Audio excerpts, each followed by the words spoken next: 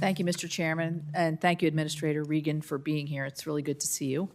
While we both know we don't always agree on policies, I really appreciate your willingness to meet and talk and how seriously you take your commitment to testify. So very appreciative.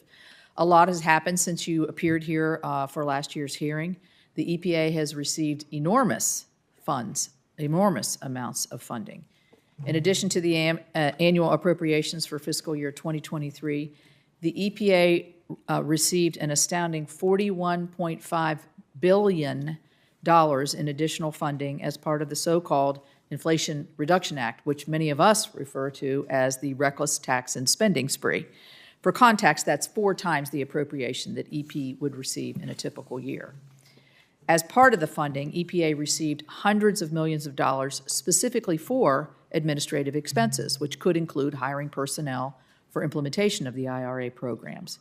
With these eye-watering numbers, I was quite surprised to see in fiscal year 2024 proposal that EPA requests another $1.9 billion increase over last year's annual appropriation, including more money explicitly for the IRA program implementation. Across the country, with inflation, high energy prices, grocery prices, and rising interest rates, Americans are having to do more with less. But EPA got more and still wants more. I am particularly troubled by the largesse of this request because I'm not convinced that EPA is using the resources it already has effectively. I recently received a response from the Nuclear Regulatory Commission that had some eye-popping statistics about current office attendance and work culture. I'd like to get similar answers from you today about the EPA workforce. Last year when you testified before the committee, we discussed EPA employees. When would they be back to work in person? And you said, quote, all employees are scheduled to be back by the last period in April 2022. This year's budget proposal suggests, however, that back in the office does not mean actually present in the office. We are heating, cooling, and cooling massive and nearly uninhabited buildings 3 years after the pandemic started.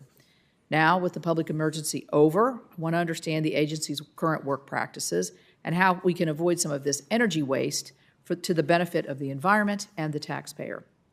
We need to do this before we seriously consider any more administrative outlays, including the EPA's desire to hire approximately 2,000 additional FTEs. The need for so many additional workers is at best questionable given recent EPA announcements about how it's going to manage large buckets of money appropriated by the IRA. The EPA is sitting on more money than it's had in its history, and I find it worrying that its method for handling some of these particularly significant new pots of money is to push implementation to groups outside the agency and beyond traditional accountability and oversight. Take, for instance, the $3 billion Climate and Environmental Justice Block Grant Program from the IRA. The EPA, with that program, receives a 7% administrative expenses set aside, so that's $210 million, a lot of money, even here in Washington, right? And according to the EPA's plans for initial awards under the program, all your staff is going to do is pick a limited number of third-party grantees outside the agency, which then can take another 20% to administer and distribute grants to their grantees. Doesn't sound like an efficient way to use taxpayer dollars to me. Unless current plans for the program change, the EPA will get $210 million for doing not as much as I'm sure the vision of those who voted for the IRA thought. These investments, which could be partisan and could be environmentally meaningless, I guess that's in the eye of the beholder, already will then have more than a quarter of those dollars is going to be blown on administrative costs before it even gets started. So I'd like to discuss my concerns today about the way that you're prioritizing certain regulatory actions. The agency spent a lot of time and resources completely rewriting and finalizing a broad new waters of the U.S. definition, but we're waiting for the Supreme Court to make a ruling in a pending case. That threw yet another definition of WOTUS into effect, and now that definition has already been stayed in, I believe, just 2 states, but maybe more. The EPA could have minimized regulatory uncertainty by just waiting for the Supreme Court ruling.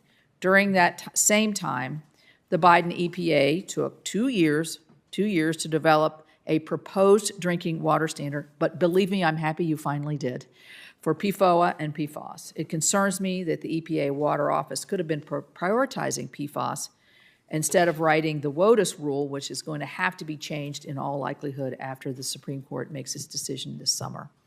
Meanwhile, the agency continues to go full bore on a regulatory agenda targeting energy and power sectors, one that's going to hurt my state's economy and further raise energy bills.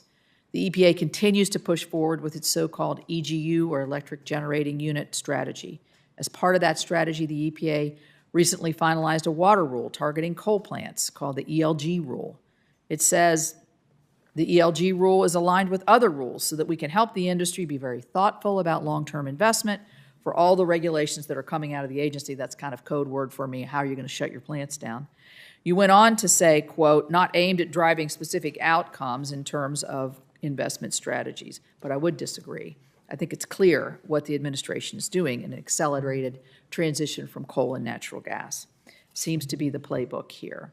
The Biden administration is calling the shots that were started during the Obama administration's war on coal. Earlier this month, Mr. Goffin and I talked about the EPA modeling and I know you and I talked about this actually at breakfast the other day, that the IRA is a gut punch to the coal and gas industry. The EPA modeling projects that the ERA could lead to transformative impacts on the power sector, including a dramatic decrease in not just generation, but also capacity.